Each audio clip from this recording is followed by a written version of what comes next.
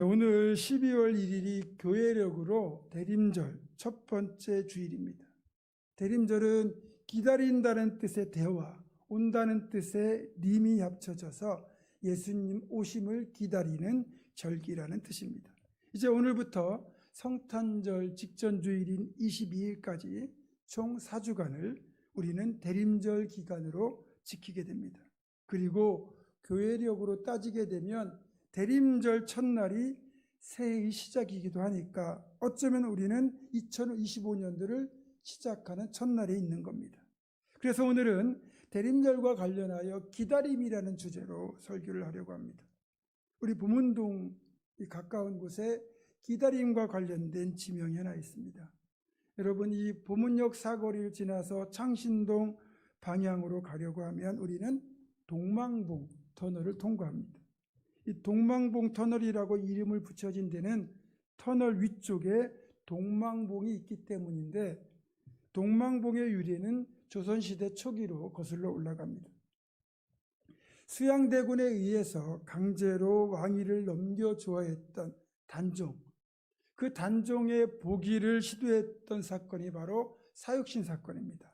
하지만 사육신 사건은 결국 실패로 끝났고, 세조는 단종을 노산군으로 강등시켜서 강원도 영월로 유배를 보내죠.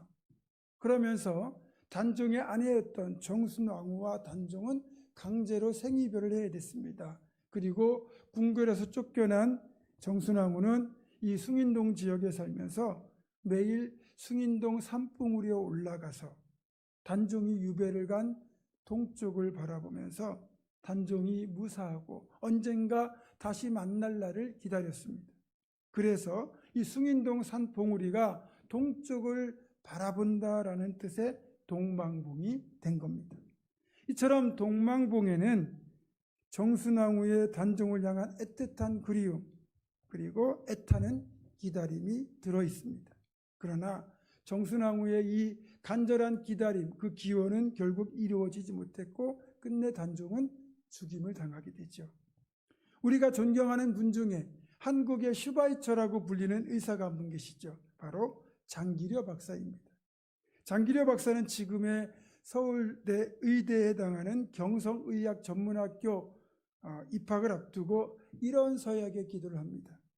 주님, 이 학교에 들어가게 해주신다면 의사를 한 번도 못 보고 죽어가는 사람들을 위하여 제 평생을 바치겠습니다. 장기려 박사는 이제 경성의전에 합격했고 열심히 공부해서 나중에 수석으로 졸업한 뒤에 의사가 되어 하나님께 서약한 대로 평생 어려운 사람들을 위한 인수를 펼쳤고 부산에 2개의 병원을 지어서 가난하고 어려운 사람들을 치료하는 일에 헌신했습니다. 한 번은 이런 일이 있었다고 그래요. 경남 어느 농촌에 살고 있던 가난한 농부의 아내가 중병에 걸려서 장기려 박사가 원장으로 있는 병원에 입원해서 여러 차례 수술을 거친 후에 겨우 회복이 되었습니다. 하지만 가난한 형편에 산더미 같은 수술비를 감당할 형편이 안 돼서 고민하고 있던 이 농부의 아내는 용기를 내어 원장실로 장기려 박사를 찾아가서 이렇게 하소연을 했습니다. 원장님, 죽을 뻔한 환자를 이렇게 보살펴 주시고 생명까지 구해주셨는데 불행히도 저는 가난한 농부의 아내라서 병원비를 낼 형편이 못 됩니다. 수술비가 없어서 퇴원을 할 수도 없고 그렇다고 마냥 이 병원에 살 수도 없으니 이 처지를 어떻게 하면 좋겠습니까? 이 농부의 아내의 안타까운 사연을 들은 장기려 박사는 이분의 손목을 잡고 작은 소리로 기도를 드린 뒤에 내가 방법을 알려줄 테니까 이대로 행하라고 그러면서 어떤 방법을 알려드느냐, 환자복을 벗고 평상복으로 갈아입은 뒤에 몰래 병원을 나가라, 그렇게 했다는 겁니다. 그래서 이 농부의 아내는 장기려 박사가 알려준 대로 그렇게 병원을 나설 수가 있었다고 그러죠. 이렇게 인수를 펼치던 장기려 박사에게도 정말 간절한 소원이 하나 있었습니다. 그 소원은 바로 속히 남과 북이 통일이 되어 북에 두고 온 아내와 자녀들을 만나는 것이었습니다. 장기려 박사는 1950년 한국 전쟁 때 고향 평양에 부모와 아내 그리고 5 아들을 남겨둔 채 둘째 아들 기용이만 데리고 월남을 하게 됩니다. 그날부터 단 하루도 북에 두고 온 가족들 생각이 머리에서 떠날 날이 없었고 고향에 갈 날만 손꼽아 기다렸지만 통일의 날은 돌아오지 않고 가족을 두고 온 것에 대한 아픔과 그리움만 점점 더 쌓여갔습니다. 분단의 시간이 길어지면서 이 북에 있는 아내를 만날 가능성이 점점 줄어들었지만 그럼에도 장 박사는 재혼을 하지 않고 평생 북에 두고 온 아내를 만날 날만을 기다리며 살았습니다. 그러던 중 우리도 아는 것처럼 이 남북 적십자사의 주관으로 남북이산 가족 상봉 행사가 여러 번 열리지 않았습니까? 그때 어떤 분이 장기려 박사에게 먼저 그 상봉의 기회를 주고자 하는 제안을 했지만 내가 먼저 신청하면 나보다 더 급히 만나야 할 다른 사람들의 기회를 빼앗는 것이다. 이렇게 말하며 거절하셨다고 합니다. 그러나 어쨌든 그렇게 헤어진 지 40년 그 세월이 속절없이 흘렀고 장기려 박사가 80세가 되던 해 북에 살아있을지도 모를 아내를 향하여 처음으로 편지를 씁니다. 1990년 6월 25일에 쓴 이 편지는 평생 아내를 그리워하며 만날 날을 기다렸던 장기려 박사의 심정이 절절히 배어 있습니다. 이 편지의 일부를 제가 읽어드립니다. 제목, 나는 아직도 꿈속에서 당신을 만납니다. 북녘의 아내에게. 창문을 두드리는 빗소리가 당신인 듯하여 잠을 깨웠어. 그럴 리가 없건만 혹시 하는 마음에 달려가 문을 열어봤으나 그저 캄캄한 어둠뿐. 허탈한 마음을 주체 못해 불을 밝히고 이 편지를 씁니다. 해마다 6월이 오면 가슴 깊은 곳에서 치미는 이산의 서름을 감당 못하고 기도로 눈물을 사기곤 합니다. 북에 두고 온 5 아이들이 모두 살아있다는 얘기는 어찌 흘러 소식으로 들었어. 1950년 12월 3일 후퇴하는 국군을 따라 둘째 기용이만 데리고 월남한 것이 지금 내 가슴 속에 못이 되었다오. 그것이 벌써 40년 전 당신과 내가 나이 80이 되도록 북과 남에 헤어져 애틋한 그리움만 간직한 채 살게 되는 시작이었음을 어찌 알았겠소. 나는 요즘도 이따금 당신과 아이들의 꿈을 꿉니다. 놀라 일어나 보면 텅 빈 방에 혼자 누워있는 나를 발견하고 당신에 대한 나의 깊은 사랑을 다시 느낍니다. 40년을 나만에 살며 재혼하라는 권유도 많이 들었다오. 그러나 당신에게 한 나 스스로의 언약, 우리 사랑은 영원하다. 만일 우리 둘 중 누가 하나라도 세상을 떠나게 된다면 이 사랑은 없어지는 것인가? 아니다.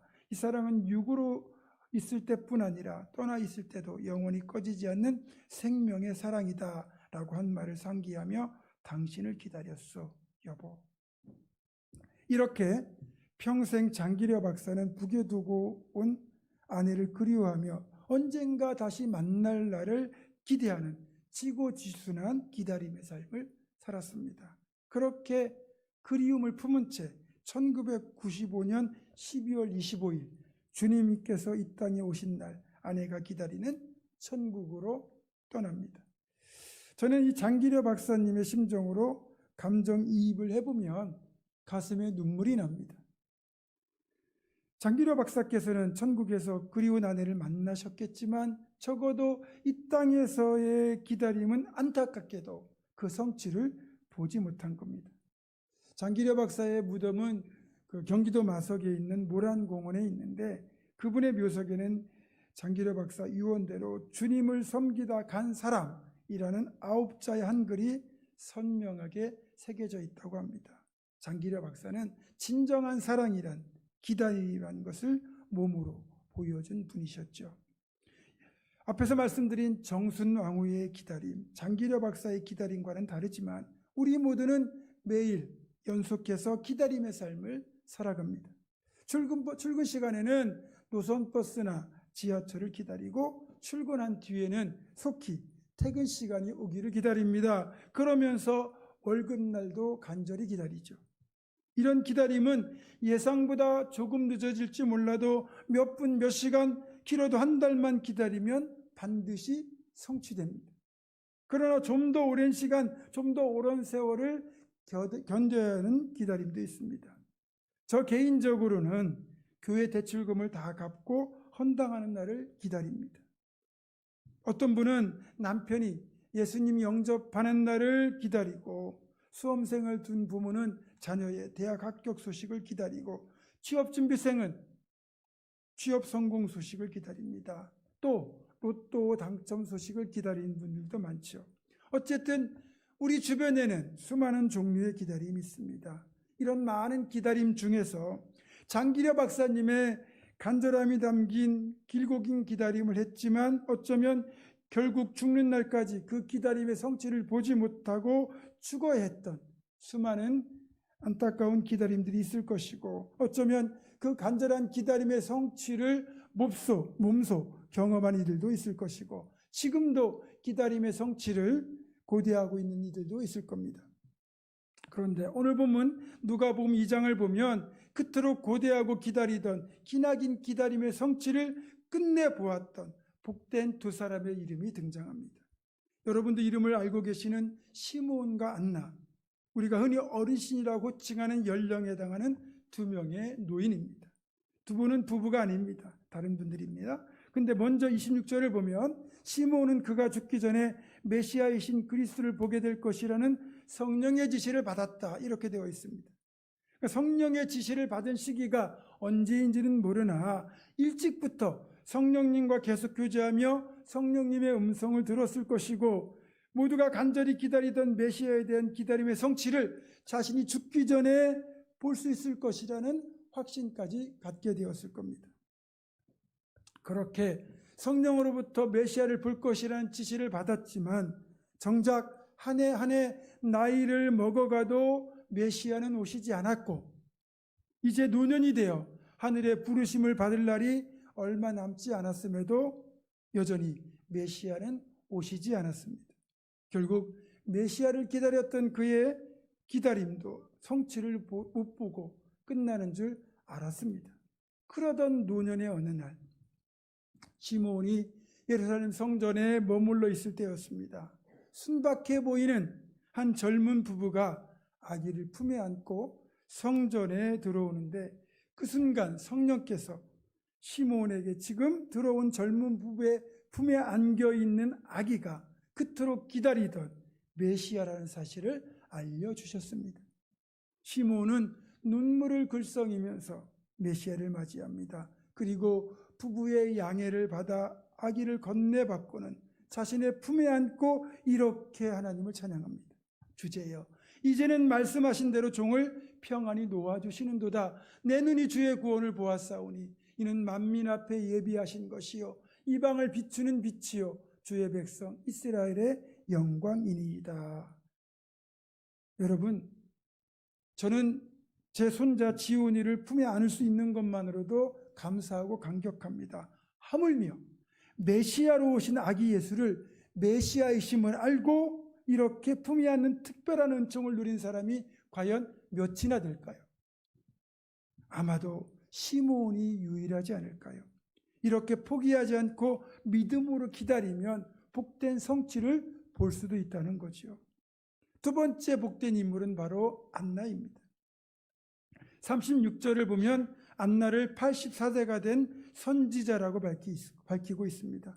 안나는 과부가 된 뒤부터 84세가 되는 그날까지 시간만 나면 성전에 나와 주야로 금식하며 기도하는 삶을 살고 있었습니다. 이날도 그렇게 기도하러 나왔다가 안나 역시 성령의 감동을 받아 요셉과 마리아 부부가 아기 예수를 데리고 성전에 오신 것을 목격하고는 그 아기가 메시아이심을 알게 됩니다. 그래서 하나님께 감사하고 예루살렘의 속량을 바라는 모든 사람에게 그에 대하여 말하였다, 이렇게 기록하고 있는 겁니다.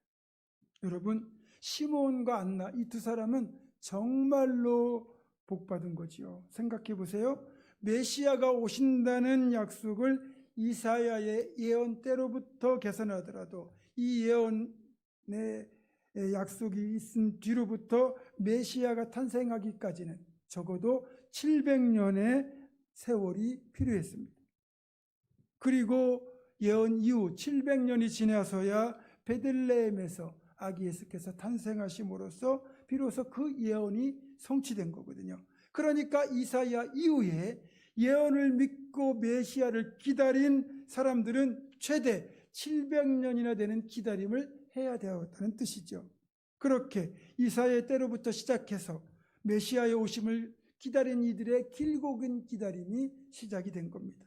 그러나 아무리 시간이 흐르고 세월이 흘러가도 세대가 거듭 바뀌어도 오시겠다는 메시아는 오시지 않았습니다. 그 사이에 수많은 사람들이 결국 메시아를 보지 못하고 기다림을 결국 마감하고 이 땅의 삶을 끝내야만 했습니다.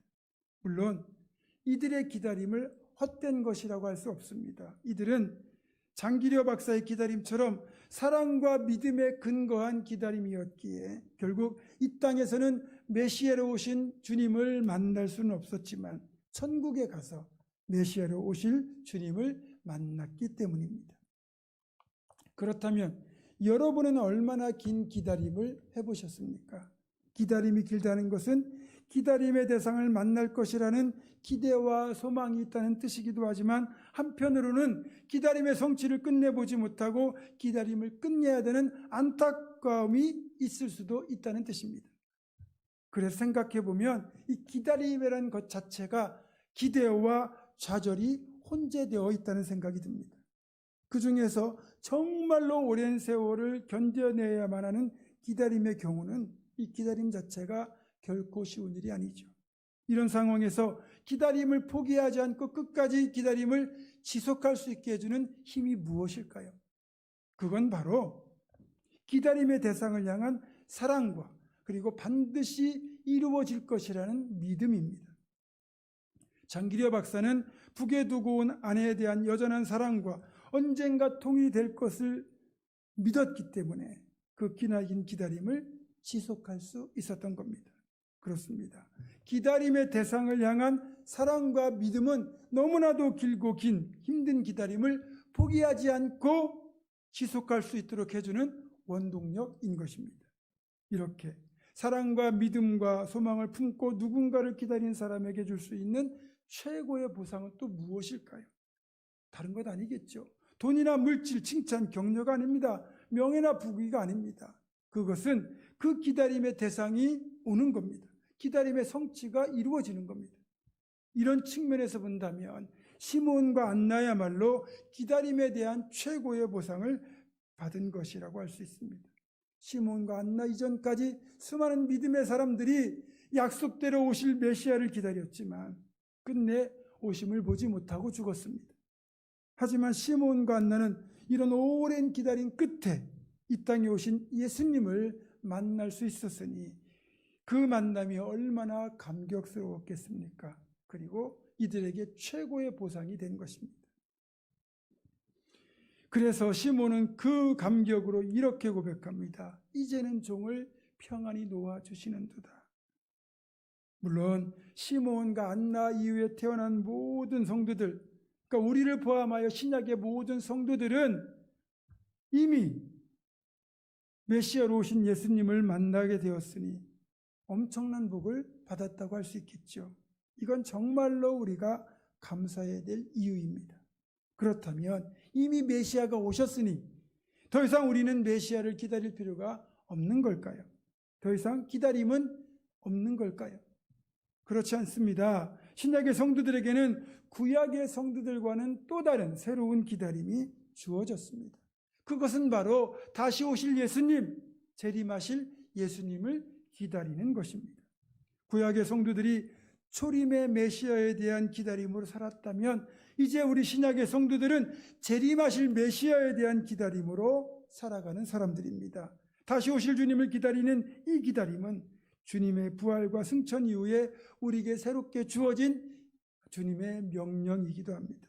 먼저는 주님이 직접 다시 오시겠다고 말씀하셨습니다. 요한복음 14장 3절입니다. 내가 가서 너희를 위하여 거처를 예비하면 내가 다시 와서 너희를 내게로 영접하여 나 있는 곳에 너희도 있게 하리라. 또 주님은 부활 후 40일 뒤에 감람산에서 하늘로 올라가셨잖아요. 하늘로 올라가신 그 자리에서 다시 오실 것이라고 천사들을 통하여 분명히 밝히셨습니다. 사도행전 1장 11절입니다. 흰옷 입은 두 사람이 그들 곁에 서서 이르되 갈릴리 사람들아 어찌하여 서서 하늘을 쳐다보느냐. 너희 가운데서 하늘로 올려지신 이 예수는 하늘로 올라가심을 본 그대로 오시리라 하였느니라. 아멘. 마지막으로 요한 사도의 환상 속에 나타나셔서 주님이 또 친히 말씀하셨습니다. 계시록 22장 20절입니다. 이것들을 증언하신 이가 이르시되 내가 진실로 속히 오리라 하시거늘. 아멘. 주 예수여 오시옵소서. 이렇게 주님이 다시 오시겠다는 약속, 그것도 속히 오시겠다는 재림의 약속이 우리 모두에게 주어졌습니다. 이 기다림 역시 우리의 사랑과 믿음과 인내를 요구합니다. 앞에서도 말씀드렸지만 기다림의 대상에 대한 사랑과 믿음이 없이는 결코 오래 기다릴 수 없기 때문입니다. 말씀을 맺습니다. 우리에게 초림의 메시아 약속을 주신 분은 바로 하나님이시고 그 약속은 신실하게 성취되었습니다. 약속대로 2000년 전 메시아가 오셨잖아요. 그 하나님이 우리에게 두 번째 약속, 재림주로 예수님을 보내주시겠다고 약속하셨습니다. 하나님은 틀림없는 분이시니까 다시 오실 주님을 기다리는 우리의 기다림 역시 실패하지 않을 겁니다. 그래서 바라기는 저와 여러분이 이왕이면 주님이 빨리 오셔서 시므온과 안나처럼 재림하시는 주님을 만나는 성취를 누리기를 간절히 소망합니다. 대림절 첫 주일 2000년 전 이 땅에 겸손한 아기의 모습으로 오신 주님의 성육신의 의미를 깊이 되새기며 다시 오실 주님에 대한 믿음과 소망으로 2024년도 대림절을 채워가는 우리 모두가 되기를 주님의 이름으로 축원합니다. 기도하겠습니다. 약속을 반드시 성취하시는 신실하신 아버지 하나님, 초림의 메시아를 믿음으로 기다렸던 구약의 성도들처럼 다시 오실 재림의 주님을 끝까지 믿음으로 기다리며 이번 대림절을 채워가게 하여 주시옵소서. 우리 주 예수 그리스도의 이름으로 기도드립니다. 아멘.